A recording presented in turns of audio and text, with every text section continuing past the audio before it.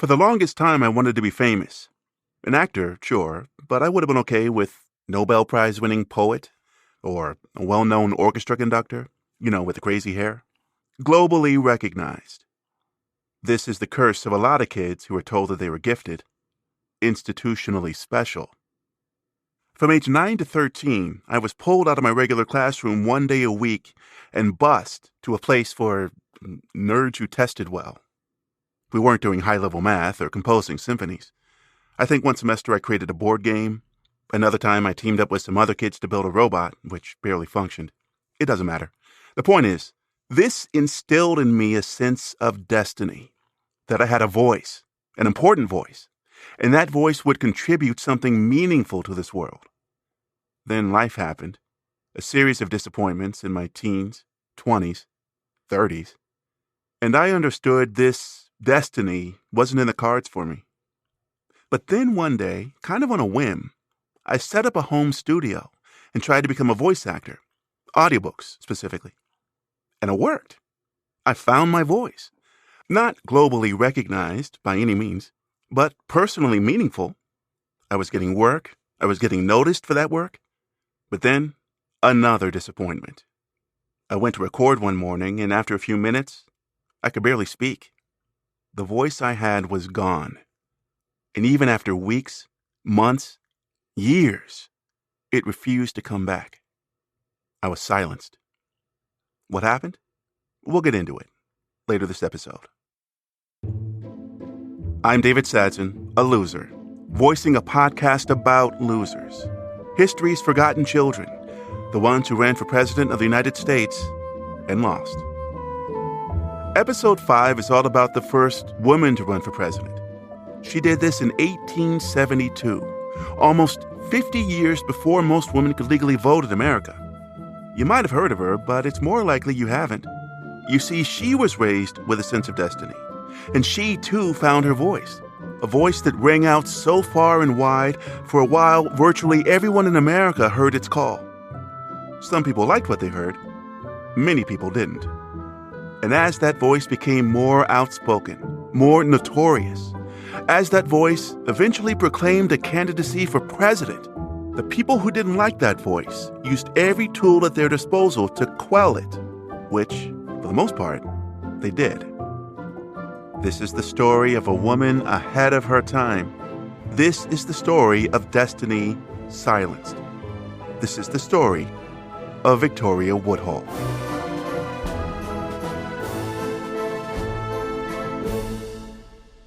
Victoria Woodhull was a walking contradiction. I think if there was one word to describe Victoria, it would be contradiction. This is Nicole Evelina, author of Madam Presidentess, the story of Victoria Woodhull, America's first female presidential candidate. Her book, Madam Presidentess, is a work of historical fiction, heavily informed by actual events. The book portrays a speech Woodhull gave at a New York City venue, the Cooper Institute, on January 9, 1873, 2 months after the election in which she ran for president. By this point, almost everyone in America had heard the name Victoria Woodhull. She had a huge following. So near the time of the speech, 8 o'clock, a crowd of about 3,000 people had gathered. And understand, the crowd was there even though the event had been canceled. That is contradiction number 1. Contradiction number 2. Victoria Woodhull arrived at the Cooper Institute in disguise. The most notorious woman in America did not want to be noticed because right before she was supposed to leave for the Cooper Institute, she found out that if she left, she would be arrested on sight. So she and a friend of hers came up with a plan to where she would go to the event dressed as an old woman. The type of old woman. That would be contradiction number 3. She was dressed, I believe the description was as an elderly Quaker woman with a coal scuttle type bonnet and some kind of a shawl. This image of an unassuming, elderly, pious Quaker, this was perhaps the biggest contradiction of all. To her enemies, Victoria Woodhull was anything but pious and unassuming. Even her biggest admirers would have laughed at the absurdity, had they noticed. But turns out that costume did its job. She was able to get in without any question, walked past several police officers. Nobody questioned anything. The person who was doing the introduction to her speech was getting ready to say, Victoria couldn't be with us tonight, but I'm going to read her speech on her behalf. And Victoria, by that time, had made her way to the front of the crowd, very dramatically ripped off her costume and said, "That won't be necessary. I'm here." The audience cheered. Reportedly, the people in the front row put their feet up against the railing to prevent the cops from moving in. But the cops just stood there. They were stunned, listening along with the rest of the crowd while Victoria Woodhull spoke for 90 minutes. Then, in true Victoria fashion, she walked to the edge of the stage, extended her arms so that her wrists could be handcuffed, and was officially arrested. Did you always want to write about Victoria Woodhull? Oh, I didn't even know she existed. I went to an all-girls high school and we didn't learn about her. I found a picture of her on Pinterest, and the caption fascinated me because it talked about how she was called Mrs. Satan and how she was reviled by a lot of people during the time and was very controversial. And I was like, I have to learn about this woman. This woman? They really did call her Mrs. Satan. I'm sure by now you have a ton of questions. How was Victoria Woodhull a criminal? Why was she so famous? What did she actually talk about during those 90 minutes while the cops just watched and waited? And finally, who was Victoria Woodhull? And why the hell didn't we learn about her in school? I promise, by the end of this episode, you'll have the answers to every one of those questions. But I make you another promise. You're going to walk away with more questions. Such was the nature of Victoria Woodhull, the queen of walking contradictions. Victoria Woodhull was born Victoria Claflin in the little town of Homer, Ohio, on September 23, 1838. Homer had one intersection. It also had one of those families. You know the ones. That notorious family small towns love to gossip about. Homer's notorious family was the Claflins, Victoria's family. Her father was Reuben Buckman Claflin. Everyone called him Buck. And Buck was a genuine con man. We know for sure that he was a literal snake oil salesman. He sold all kinds of miraculous cures for cancer. Her father was, quite frankly, really a failure at business. That second voice you just heard was Dr. Terry Finneman. I'm an associate professor of journalism at the University of Kansas. And the author of Press Portrayals of Women Politicians, 1870s to the 2000s. She'll be helping us tell the story along with author Nicole Evelina. So we've got Victoria's father, Buck, the con man. Then you have her mother, Anna. She was, shall we say, a woman of conviction. They said that she was actually very intelligent, that supposedly she could recite the Bible backwards, but she glommed onto just this mystical, spiritual side of things, but not in a good way. According to biographer Mary Gabriel, Anna would routinely spend her evenings in a nearby orchard, praying and crying, loudly. The town basically thought she was crazy. But Anna had other hobbies, including blackmailing her neighbors to, get things to her advantage. So in that way, she and Buck were a match definitely not made in heaven. But yet they were a pair. Anna Claflin had big dreams for her daughter. She says that's why she named her Victoria. Her mother actually named her after Queen Victoria. Her mother had a vision that her daughter would one day be at the height of greatness and wanted to give her daughter a strong, powerful name. So, no pressure. Anna Claflin would give birth to 10 children. Not all would survive to adulthood. Some would die in infancy. Victoria was probably the 6th of the overall 10. And it seemed she was the only child gifted with this particular sense of destiny wrapped up in a name. This might not come as a surprise, but Victoria's upbringing was challenging. Her father, Buck, was abusive. Also, addiction ran pretty strong in her family. Many of Victoria's siblings would grow to have problems with drugs and alcohol. And Victoria was a Claflin in Homer, Ohio, so she got a fair taste of that town's contempt. It could be the one place she felt safe was the world her mother taught her about, the world of the spirits. When you have that as a young girl, you're going to have a different coping mechanism with the world. And some people say that her spiritualism was her coping mechanism. So here's the thing. We can't tell the story of Victoria Woodhull without talking about spiritualism, particularly American spiritualism in the 1800s. Some kind of spiritualist counseling has always been popular in America. I remember these old infomercials from the 90s for the Psychic Friends Network, this paid telephone service where for only $3.99 a minute, you could consult a psychic about your future, maybe even reach out to a dead family member. Spiritualism entered the Claflin household through Anna, Victoria's mother. Anna attended camps where she learned how to talk to the spirits and heal people with magnets. So in addition to naming her child after Queen Victoria and gifting her with a blessing or burden of living up to that particular namesake, Anna also gifted her daughter with an affinity for spiritualism. And Victoria seemed to take to it. It seems to me from her own writings that she truly believed that she had some sort of mystical power. Now, of course, it's up to each one of us to decide, whether or not that could even possibly be true. But all of this comes together to make her into the woman who later has the audacity to run for president when women don't even have the ability to vote. By the time Victoria was around 11, the Claflins had left Homer, Ohio. There's a whole story involving Buck and possible arson. Basically, the town had had enough of Victoria's father and his schemes for getting rich, so the family resettled in the nearby town of Mount Gilead, Ohio. Now Buck had to figure out a new way to get rich. He had a choice to make. Out west, there was gold. The California gold rush was in full swing. But out east, there was another national sensation, the Fox sisters.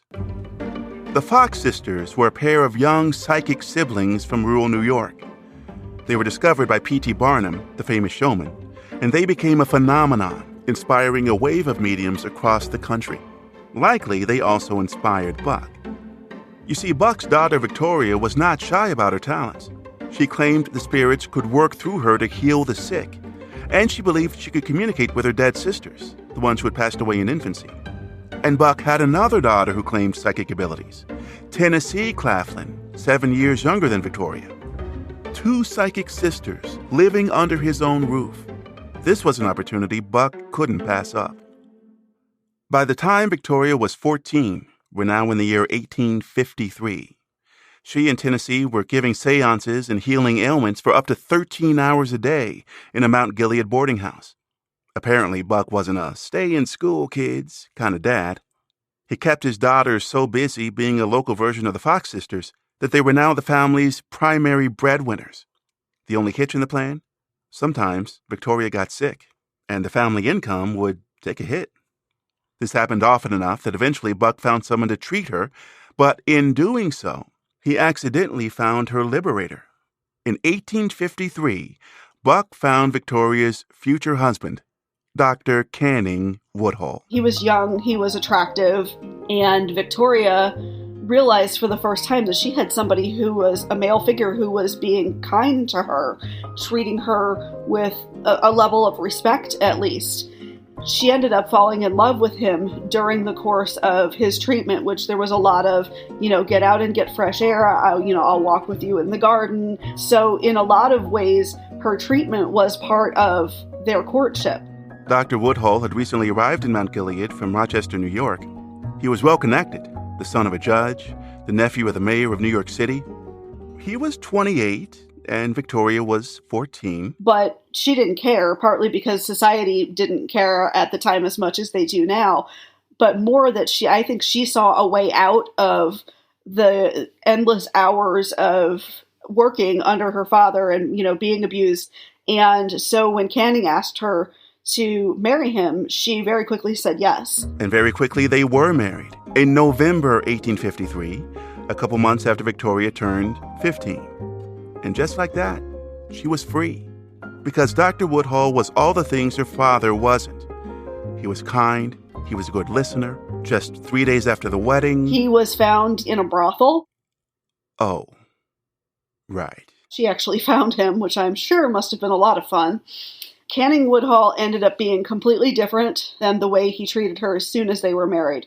He drank all of the money that they brought in. He was addicted to laudanum as well. Laudanum is an opiate, popular at the time. There are stories that he physically abused her as well, even while she was pregnant. She was basically marrying her father. Oh, by the way, here's some more shocking news. Are you sitting down?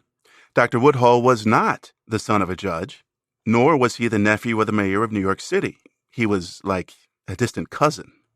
And he wasn't really a doctor. It's confusing. So in those days, pretty much anybody could call themselves a doctor. There really wasn't a lot of formal training. Suffice it to say, he didn't have much of a medical practice or income. So she ends up being married by the time she's 15 years old to this man who is way older than her and is really not a doctor and instead is a womanizer and an alcoholic. Making matters worse, for most women in the 1800s, once you got married, you were stuck. Divorce was extraordinarily uncommon. Because of the social stigma, yeah, but also because, as you may know, back then legal rights and property rights for women were virtually non-existent. Not only did husbands legally own their wives, in most states it was well within the law for a husband to beat his wife, as long as he did it with a, quote, reasonable instrument. For Victoria, this was a rude awakening. Over the next few years, the Woodhulls moved around a lot, spending time in Chicago, San Francisco. The moves tended to be about money, chasing an opportunity or running from debtors. It would often be up to the teenaged Victoria to figure out ways to make money, which was tricky. It's not like women could just go out and get a job, like a regular job. During this time, women really didn't work, right? They were only supposed to be wives and mothers. Starved for options and missing her sister Tennessee, Victoria insisted on returning to the Claflin clan. By age 21, in the year 1859, she had moved back home and rejoined the family business as a spiritual healer and medium.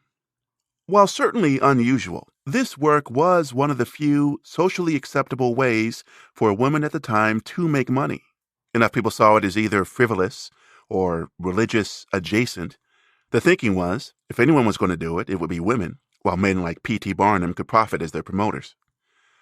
But more crucially, spiritualism gave Victoria something few women had at the time, something which would arm her in battles to come.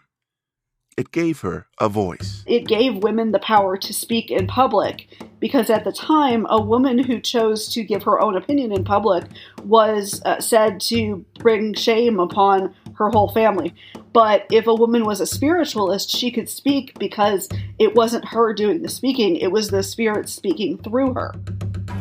Soon the Claflins were traveling caravan style, not just through the Midwest, but some border states and southern states too.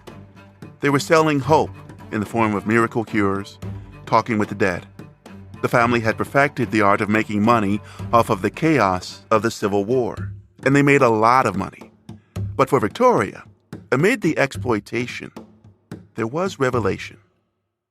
When people met privately with a spiritualist, they said things normally left unsaid. Victoria would later give voice to the steady march of women she counseled, who confided about their quiet suffering, trapped in loveless, often abusive marriages.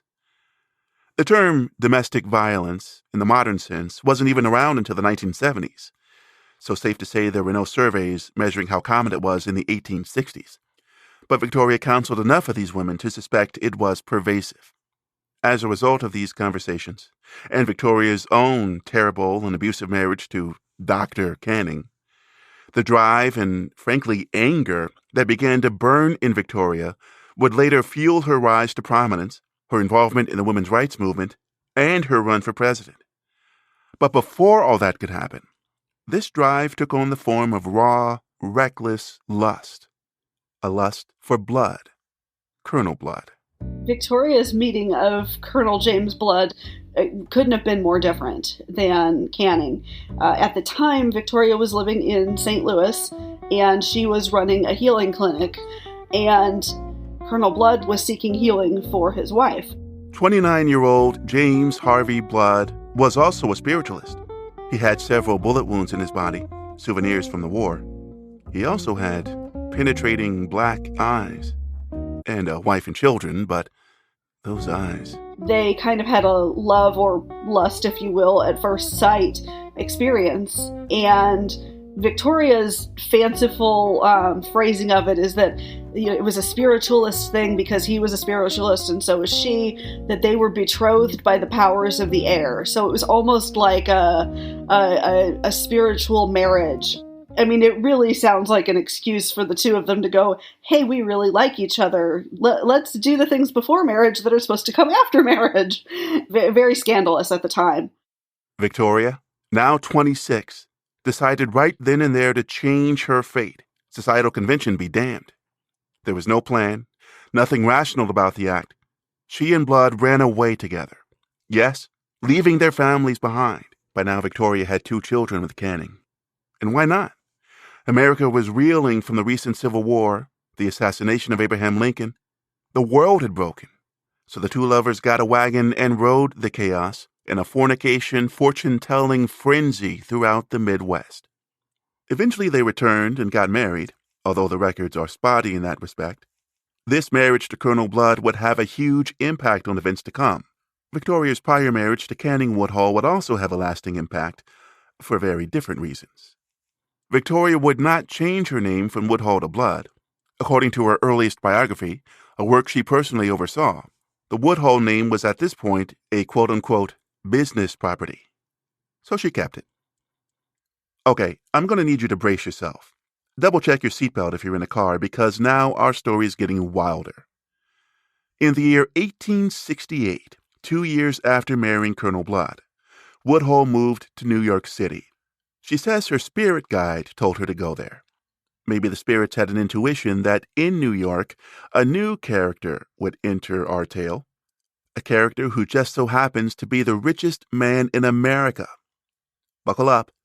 Victoria Woodhull is about to meet Cornelius Vanderbilt. Victoria and Tenny meeting Cornelius Vanderbilt is another one of those things you couldn't make up. They couldn't be from a different class or a different part of the world if they tried. Vanderbilt was stupid rich, made his fortune in the railroads. He would eventually be surpassed by John D. Rockefeller for the title of richest man in American history, adjusting for inflation. But by all accounts now, in 1868, Vanderbilt held that distinction. How did Woodhull and Vanderbilt meet? It's unclear. The accounts are vague and contradictory. But 2 things were clear. Vanderbilt often consulted with spiritualists. This would have likely been their way in.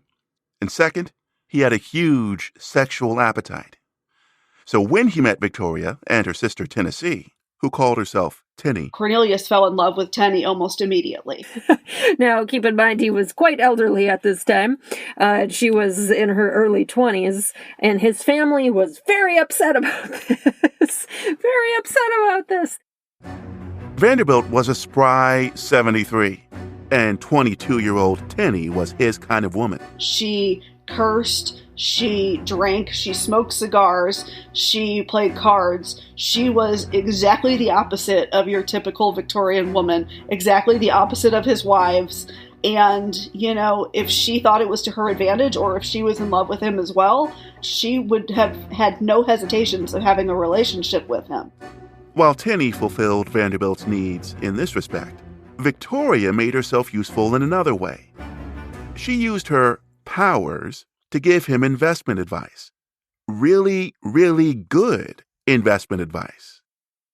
So, if you're having a hard time believing the whole psychic thing, you might be wondering, how could a woman with no experience in the stock market, as far as we know, how could she have pulled this off?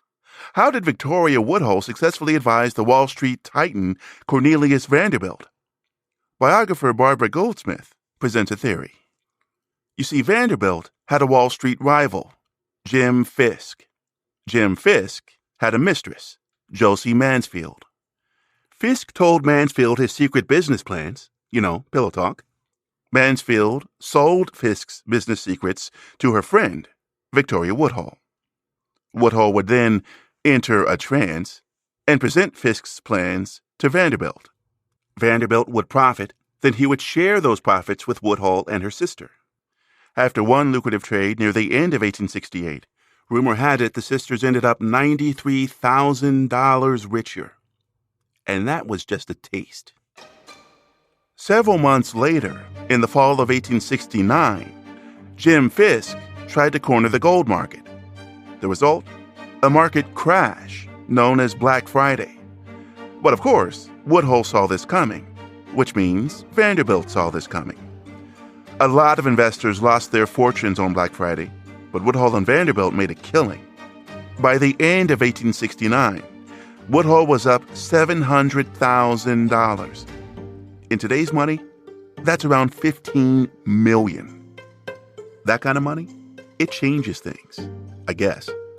It certainly did for Woodhull, because in early 1870, she did something that no woman had ever done before. I'm not talking about running for president, not quite yet, but another event which would lay the groundwork by making Woodhull a media sensation. Stick around to see how even wilder our story becomes after the break.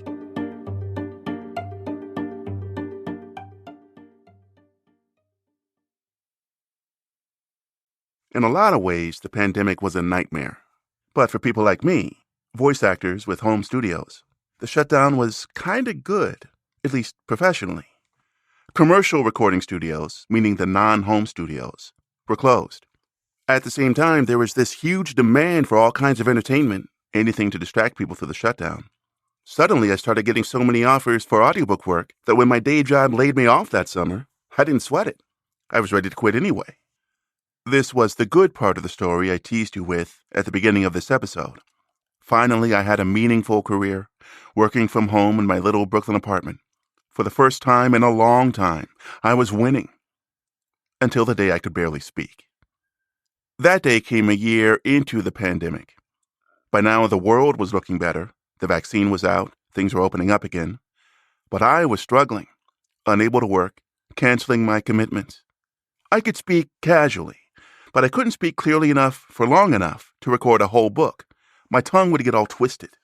Working in voiceover is like being a vocal athlete, and recording an audiobook is like running a marathon with your mouth. Now, vocally, the best I could do was walk a few blocks before stumbling. I spent the better part of the next year seeing specialists. No one could tell me what was going on.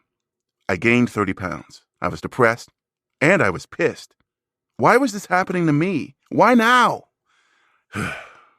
And then, as if things weren't bad enough, I lost my little Brooklyn apartment in a fire. The story I told you in episode 1. You might be listening to this and thinking, man, that sucks, but at least his voice is better. He must have gotten it fixed, right? Wrong. To this day, the problem persists. What you're hearing now is the result of a lot of editing and taking a lot of breaks. There, my secret's out. And part of me is terrified I've just ruined your whole perception of this podcast. Or maybe I'm just afraid of being seen as weak. But then why did I make a whole podcast just to brand myself as a loser? All right, enough therapy. After the fire, jobless, homeless, I left Brooklyn and moved back in with my mother. But my desperation to move back out fueled my denial. So like a man possessed, I set up another studio in her spare bedroom. I was thinking maybe I just needed a break. Maybe this past year of not working was enough time to heal. So I tried again. Barely made it through one book. Had to cancel the next one. The symptoms get worse the more I push it. I couldn't deny it anymore. The very act of using my voice was crippling my voice. Poetic, right? I see the same poetry in Victoria Woodhull. This is what drew me to her story. After finding her voice, she too would be silenced. But I'm getting ahead of myself. Trust me, there's a lot more to say about Victoria Woodhull. So let's get back into her story. After growing up the daughter of a con man, Woodhull understood that few things in American society spoke louder than money. So in early 1870, she built herself a Wall Street megaphone. Victoria and Tenney, along with Colonel Blood, opened their own investment brokerage, the firm of Woodhull, Claflin and Company, making the sisters the first female stockbrokers in American history. The announcement spread like wildfire. On their opening day, thousands gathered outside the front door to see the Lady Brokers. To tell us about it, once again, Terry Finneman and Nicole Evelina. Some of the press noted that, they were very agreeable in their manners. which is such a 19th century thing to say, and talked about, the huge number of people who were very curious about what was happening and going down there. Men going, how in the world could these women be in this all-male sphere? How dare they? People were aware of her background in spiritualism. People found them to be kind of sketchy and weren't really sure what to think, and then really dismissed their prior work in spiritualism as, all humbug. So she had very mixed reaction, but people definitely found her to be a curiosity. An image was emerging about Victoria Woodhull in the press. But Woodhull wasn't shy about presenting her own image. Just check out her photographs. You will notice in all of them that Victoria has short hair. There's one that's my favorite picture of her. She's actually wearing a top hat along with her dress. And I've seen a version that was colorized that I thought was absolutely beautiful because it brought out, her brown hair, and that particular artist gave her blue eyes. I don't know for sure if that's historically accurate or not. Some people describe her as more mannish. That was the term used at the time. I think we would say that she looked a little more masculine. But I think a lot of that is because of the choices that she made, not necessarily because of her features. Woodhull's choices had won her a measure of freedom, first from Buck and the Claflins, then from her first husband, Canning. With greater independence came a greater exposure to new ideas. And at this time, there were a lot of ideas in the air. An emerging labor movement, education reform, prison reform, free love. More on that later. According to biographer Mary Gabriel, it was Colonel Blood who gave Woodhull her first meaningful introduction to many of these reforms. She began soaking up the ideas, and she was immediately drawn to one movement in particular, the women's rights movement. Many people are familiar with 1848 and the Seneca Falls Convention, when a number of prominent women and some men came together to declare that women should have more rights in this country. Of course, not long after that, the Civil War came and the country was occupied with that. During the Civil War, women's rights activists suspended their national conventions and, to varying degrees, focused on the abolition of slavery. They would resume their conventions in 1866, after the war. But by 1869, the movement would split into competing factions. When Woodhull began checking out the movement, she saw too much arguing and not enough action. She said as much in a column for the New York Herald just a few months after she and her sister became stockbrokers, writing, "While others prayed for the good time coming, I worked for it. While others argued the equality of women with man, I proved it by successfully engaging in business. I therefore claim the right to speak for the enfranchised women of this country. I now announce myself as candidate for the presidency." You heard that right. In her column, published on April 2nd, 1870, Victoria Woodhull added a new megaphone to her arsenal: a presidential campaign. Victoria decided to run for president to try to bring the issue of women's suffrage into the national public spotlight. Because at the time, there really wasn't a lot of interest in it outside of suffrage circles. And so she wants to take this increasing power that she's gotten and, as she noted, not just talk, but actually action. Let's actually have change. When you have this presidential platform, it gives you more attention and it draws more attention to your cause. What did that attention look like? What was the reaction to her announcing a run for president? There were some newspapers that actually did give her credit. Like in that New York Herald article I quoted earlier. But for the most part, while people certainly noticed, nobody took her seriously. The press at this time is predominantly white men, of course, with a very patriarchal perspective. And so it's not overly surprising that she would be mocked and ridiculed in the press. Since this was only 1870, and the election was 2 years away in 1872, the full extent of her vilification in the press was yet to come. But for now, Woodhull was refusing to be a mere background singer in the women's movement.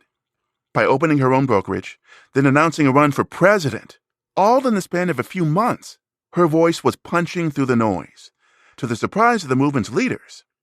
Woodhull surprised them again a few months later when she made history again. Yeah, Victoria testified before the House Judiciary Committee of Congress in 1871. January 1871. January 11, 1871, at 10 a.m., to be precise. The date and time is significant because this was the same morning as the opening session of the annual NWSA convention. That's the National Women's Suffrage Association. The NWSA was the so-called radical wing of the movement, and its leaders, like Susan B. Anthony, Isabella Beecher Hooker, and others, were in Washington, D.C. to attend this convention. But when they saw the newspaper announcement about Woodhull planning to testify to Congress on the topic of women's suffrage, they postponed their opening session to see her testimony, partly out of solidarity, partly out of curiosity. You mean this Victoria Woodhull petitioned Congress? And then they invited her to speak? How? Benjamin Butler is how. That would be Congressman Benjamin Butler of Massachusetts, a new planet who had fallen into Woodhull's orbit since her presidential announcement. Butler was strongly in support of women's suffrage and other reforms, and he had the connections to get Woodhull in front of the House Judiciary Committee of Congress to present her argument for women's suffrage in January 1871, likely the first woman to ever address that committee.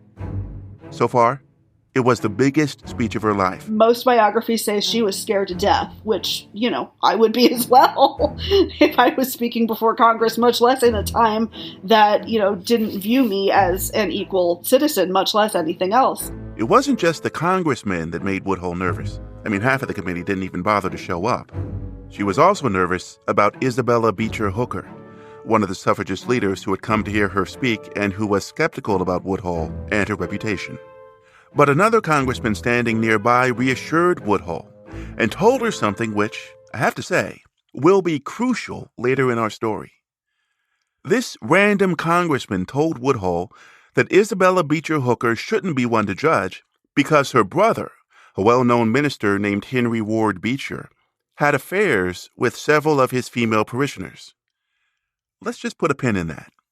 For now, by her own admission, hearing this rumor helped relax Woodhull before her testimony. When she finally entered the committee room, John Bingham, who was the head of the committee, flat out said to Victoria, before you start speaking, keep one thing in mind. You are not a citizen. And she said, well, then what am I? And he said, you are a woman. So encouraged, Woodhull began to speak. This is how biographer Barbara Goldsmith described the scene. Quote, she began in an almost inaudible whisper, with long pauses between words. Then she stopped. Her lips moved silently as if in prayer. Suddenly a change came over Victoria as she began reading in a low voice that gained authority with every phrase. Unquote. As a nondescript committee room full of congressmen, the ones who cared enough to come, and suffragists and members of the press all bore witness, Victoria Woodhull found her voice.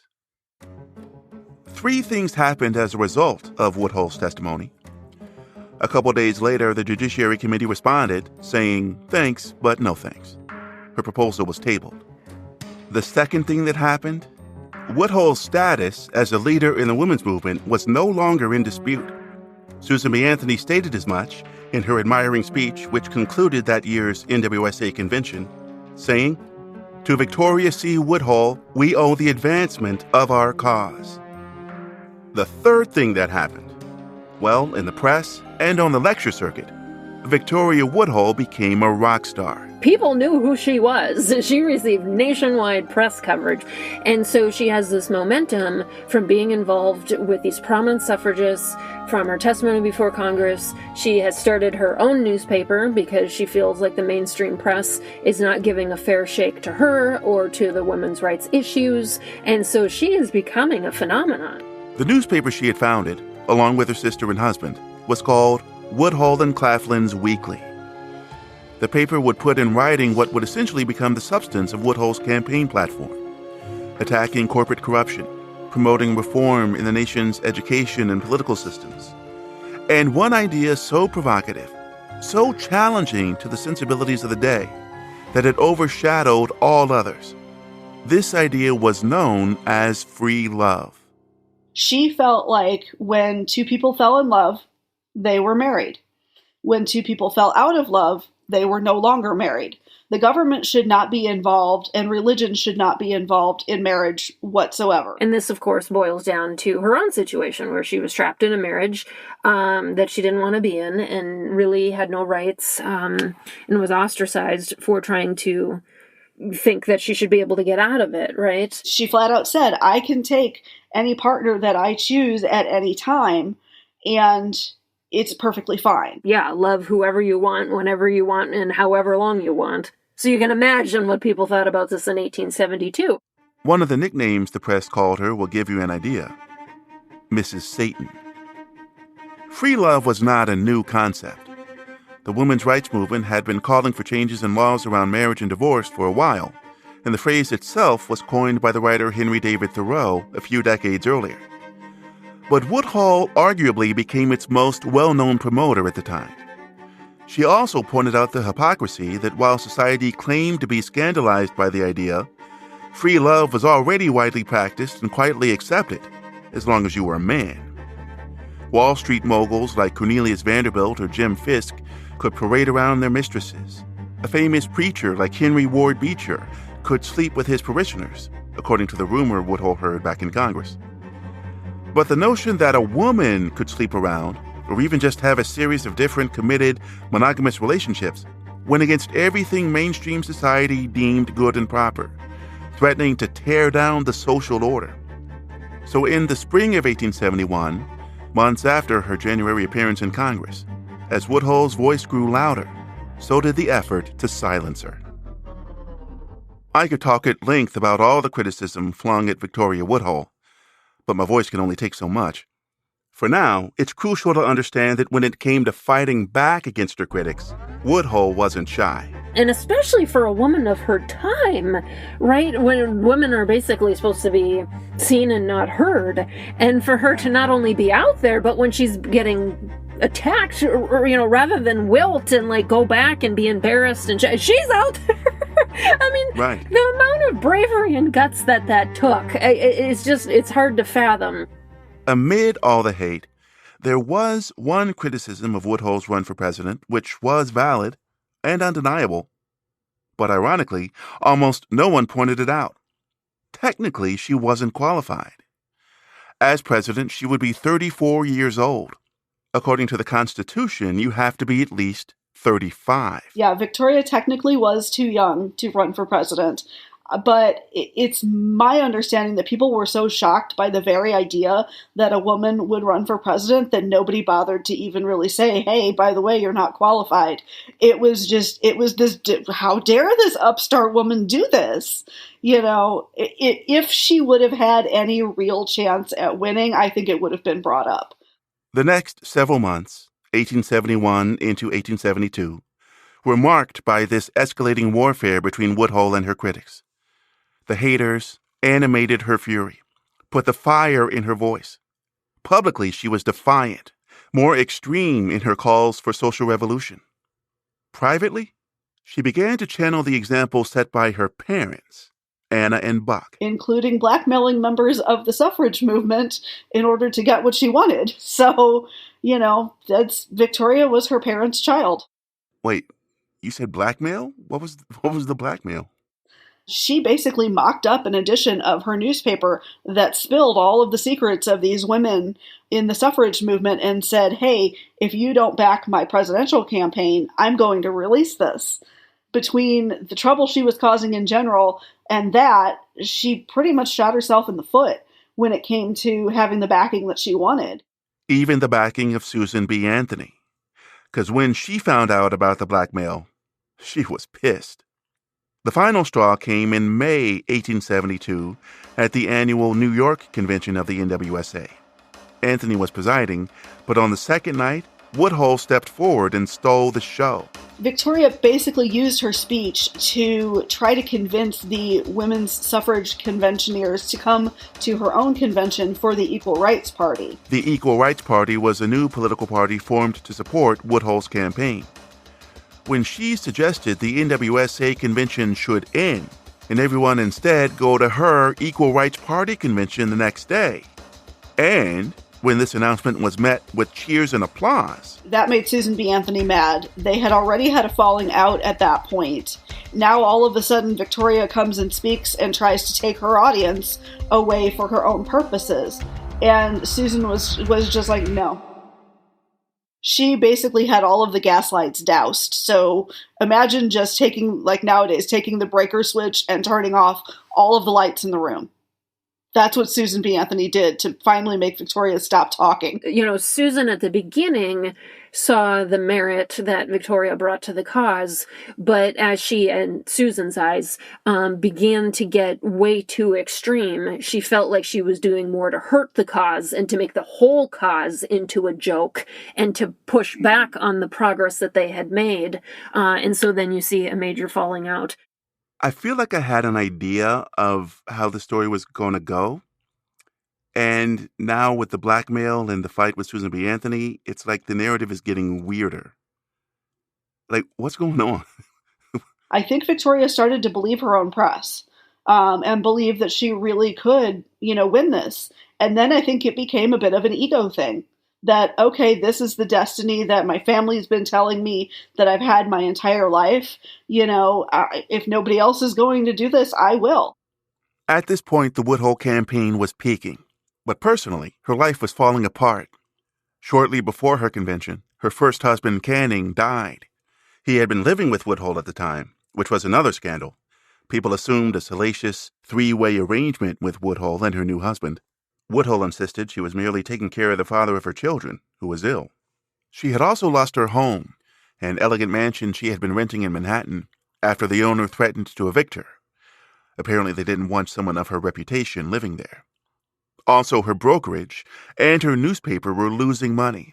Reflecting back on this time in her life, she wrote that she was, quote, tired, sick, and discouraged as to my own future. But Woodhull kept fighting back. And this time, the counterattack was nuclear. Their newspaper had shut down because they were having financial difficulties, but they decided they wanted to come back with one more big issue that became known as the scandal issue. This was in late October of 1872, about a week before the election. In this scandal issue, they went public with some dirt they had on a few very prominent people. One of those prominent people was, no surprise, Isabella Beecher Hooker's famous preacher brother, Henry Ward Beecher. He was a very beloved preacher at the time and very, very, very popular. It was very much a last-ditch effort on her part. She had already irritated the spiritualist community. She had irritated the women's suffrage group, and she just basically said, you know what, I'm just going to lay everything out there. It was a little bit of revenge. It was a little bit of she has nothing left to lose. I think they knew that it was going to cause trouble, but I don't think anybody foresaw just how much trouble. Much trouble came because this scandal issue, like all newspapers, was circulated by mail, which got the attention of a man named Anthony Comstock, a moralizing, anti-obscenity activist who also happened to be a postal inspector. When Comstock learned about this scandalous issue of the newspaper, he convinced a federal court to arrest Woodhull, her sister, and Colonel Blood for violating an obscure law against sending obscene material through the postal system. On November 2nd, a Saturday, 3 days before the election, deputy marshals went to Woodhull's brokerage office and took her and her sister Tinny into custody. They were finally released a month later after paying $16,000 bail each. Which means that on Election Day, November 5th, Victoria Woodhull was sitting in a jail cell. Thus ended her history-making campaign.